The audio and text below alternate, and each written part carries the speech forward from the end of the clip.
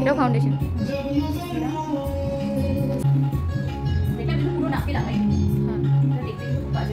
Ma'am এটা কিসের highlighter? PSC spotlight. আচ্ছা, নাইকাতে অ্যাভেলেবল। শেডটা হচ্ছে 01। সেটা আগে বলেছিল, সেখানে ব্লেন্ড করছি। দেখতে পাচ্ছ? হ্যাঁ। না আমি প্রথম থেকে আসিনি তো। হচ্ছে হ্যাঁ লাস্ট মেকআপের জন্য এটা হচ্ছে ঠিক আছে করা হলো। শপারের ঠিক আছে, শপারের সেট টোনার, এটা হচ্ছে টোনার জানো ম্যাম দেখিয়েছে নিয়ে নেব। যদি গ্লাস ফিনিশ হয় তাহলে আমরা লিস্টটা দিয়ে এই অ্যাপ্লাইজারের লিস্টটা দিয়ে টোনারের তো লিস্টটা দিয়ে একটু ওয়েট করবে। কয়েক সেকেন্ড ওয়েট করে। দরজা বন্ধ? হ্যাঁ আমি তো এদিকে ঢুকলাম। তারপর হচ্ছে এক্সট্রা হাইড্রেটিং আর এই যে সিরামটা লাগানো হচ্ছে।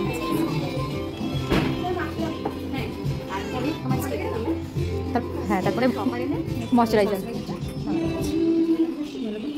ঠিক আছে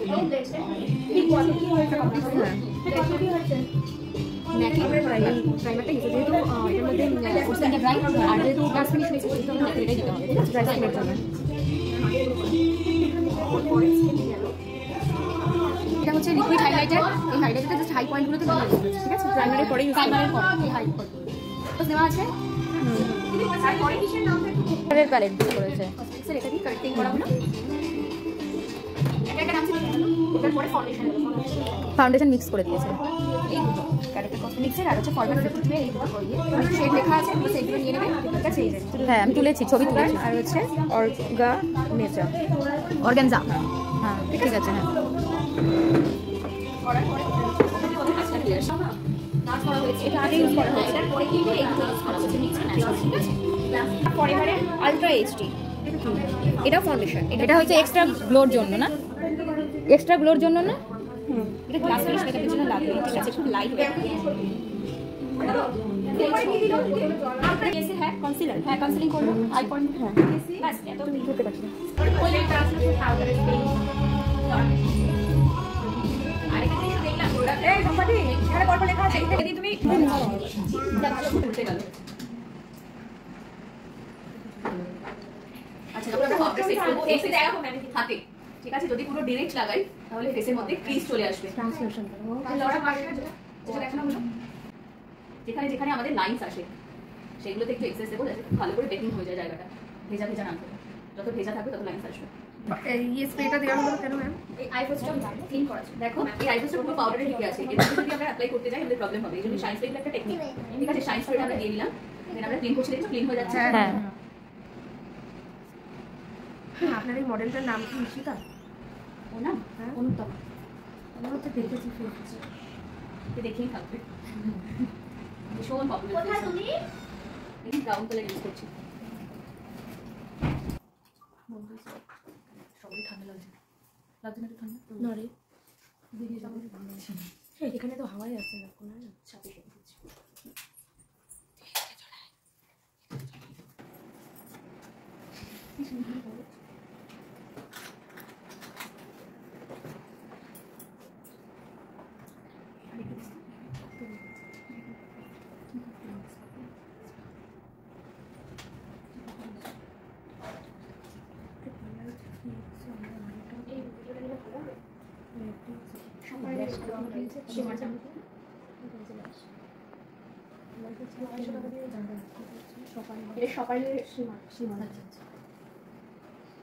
এটা কি অ্যাশ কালারের সীমা? ড্রেস অ্যাকর্ডিং গ্রে গ্রে কালারটা স্মোকি লাগছে না চোখটা? আমরা কোনো থেকলে জানি না। আমি যে আলাদা ফটো উঠছে যে আমি নিজেই করেছি।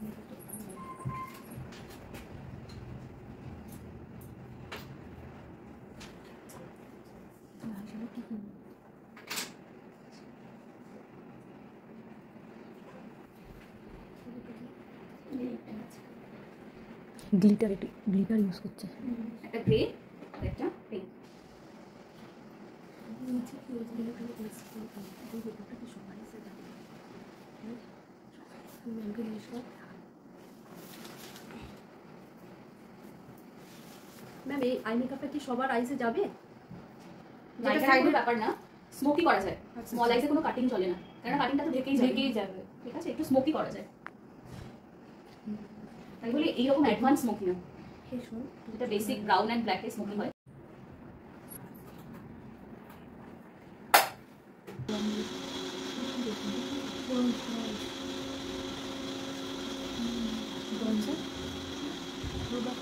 ব্রঞ্জিং করছে না?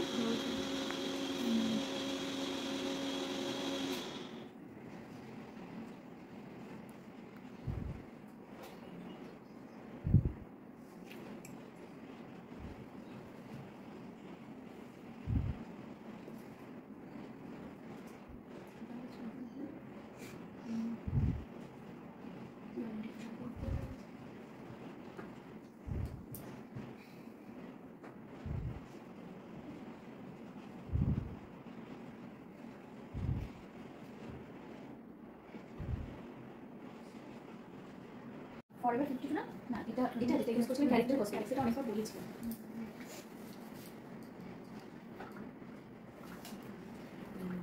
ব্লাশ যখন আমরা ইউজ করবো একটু বেশি দেবো, কারণ এটা পরে কিছুই থাকে না। আর রিয়েল ল্যাশ দুটোকে মার্চ করবে।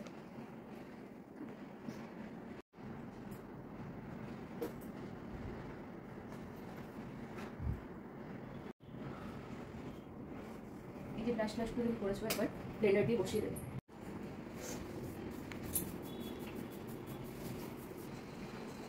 পাউডার হাইলাইট করো।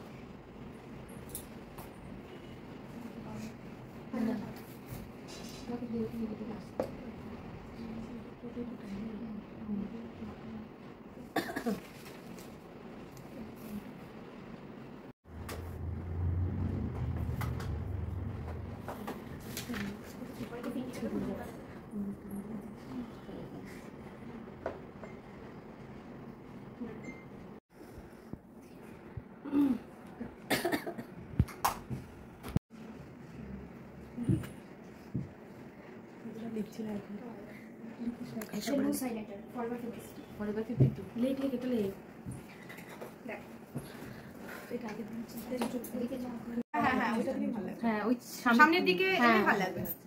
এরকম স্টোন ওয়ার্কে কাজ করবে, তখন যদি হেয়ার কেয়ারে একটু গ্লিটার থাকে দেখতে ভালো লাগবে।